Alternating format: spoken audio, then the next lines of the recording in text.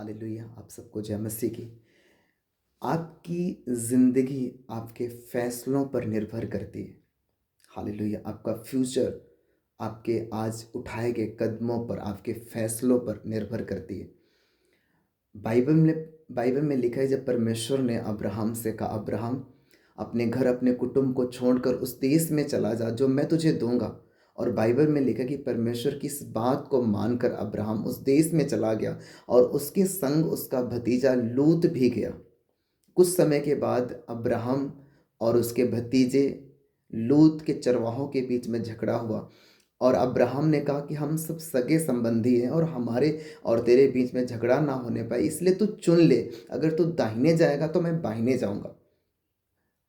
और वचन में लिखा है कि जब लूत ने आंख उठाकर देखा तो सदोम अमोरा के करीब जो तराई थी, एक पूरी हरी भरी तराई, और लिखा कि वो अदन की वाटिका के समान लग रही थी। और लूत ने कहा कि मैं उस तराई में जाऊंगा, पर वो ये भूल गया, जबकि उसे पता है कि वहाँ वो तराई तो है, वो हरी भरी तो है, वो अदन की वाटिका के समान तो है, वो ब्लेस जैसा दिखता तो है, पर वहाँ के जो लोग हैं वो प्रभु के लेखे में वो अधर्मी हैं, परमेश्वर के लेखे में बड़े दुष्ट और पापी हैं। वो इस चीज़ को उसने इग्नोर किया। और अगर आप दूसरी तरफ देखें, अब्राहम जब उसका भतीजा उससे अलग हो गया तो परमेश्वर ने उससे बात की। अब्राहम से परमेश्वर ने कहा, अब्राहम तू उत्तर दक्षिण पूरब पश्चिम चारों ओर तो देख, जितना तू देखेगा मैं उतना तुझे दे दूंगा।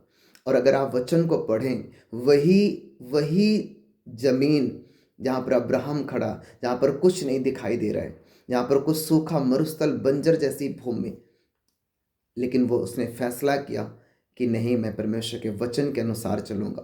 पर लूत ने ऐसा फैसला किया, अपनी आंखों के अनुसार उसने फैसला किया। उसने आंखों से उस चीज को देखा कि कितनी अच्छी वो जमीन है, कितनी अच्छी तराई है, अदन की वाटिका के समान है। और बाइबल ऐसा कहती है कि एक टाइम आया लूत के लाइफ में कि परमेश्वर ने उस नगर को, सदोम अमोरा नगर को पूरा नाश कर दिया, क्योंकि उन लोगों का पाप परमेश्वर की दृष्टि में बढ़ गया था और उसको पूरी तरह से नष्ट कर दिया। और लिखा कि लूत की पत्नी नमक का खंभा बनी, उसकी दोनों बेटियों ने खुद के पिता के साथ गलत कार्य करके संतान पैदा की, जिस संतान से परमेश्वर ने पूरी जिंदगी क्रोधित रहा उन लोगों से।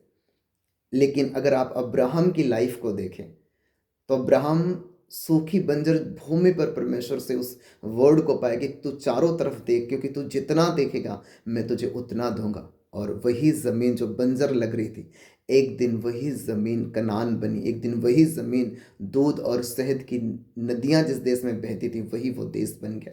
हालेलुया। आपकी आपकी लाइफ जो है, आपका फ्यूचर है जो आपके फैसलों पर निर्भर करता है। हालेलुया। और सबसे बड़ी बात है कि अपनी लाइफ के फैसले जो लेने, वो परमेश्वर के वचन के अनुसार लें। हालेलुया। जैसा प्रभु का वचन कहता है आपसे, वैसे अपने जीवन के बड़े फैसलों को आप लें। आमीन। प्रभु आपके साथ होगा। भले ही आपको भले ही आपको सूखा लग सकता, बंजर भूमि लग सकती, लेकिन जिस दिन परमेश्वर ने आशीषित करना शुरू किया, वही सूखापन, वही बंजर वाली जमीन और दूध और शहद से भर जाएगी आपकी लाइफ। मतलब प्रॉस्पेरिटी से, मतलब अमीरी से, तरक्की से, सफलता से वो आपकी ज़िंदगी को वो परमेश्वर भर देगा। आमीन। इसलिए अपने फैसले को बाइबल के वर्ड के अकॉर्डिंग ले। आमीन। परमेश्वर आपको बुद्धि दे, आपको समझ दे, आप अपने जीवन के सारे फैसलों को आत्मा के अनुसार, वचन के अनुसार लेंगे। आमीन। परमेश्वर आप सबको ब्लेस करे, ऊंचा करे और आपको फलवंत करे। यीशु मसीह के नाम में आपको बुद्धि दे, आपको फैसले लेने में परमेश्वर अनुग्रह करे और आप राइट डिसीजन लेने पाओ। यीशु मसीह के नाम में आमीन। God bless you all.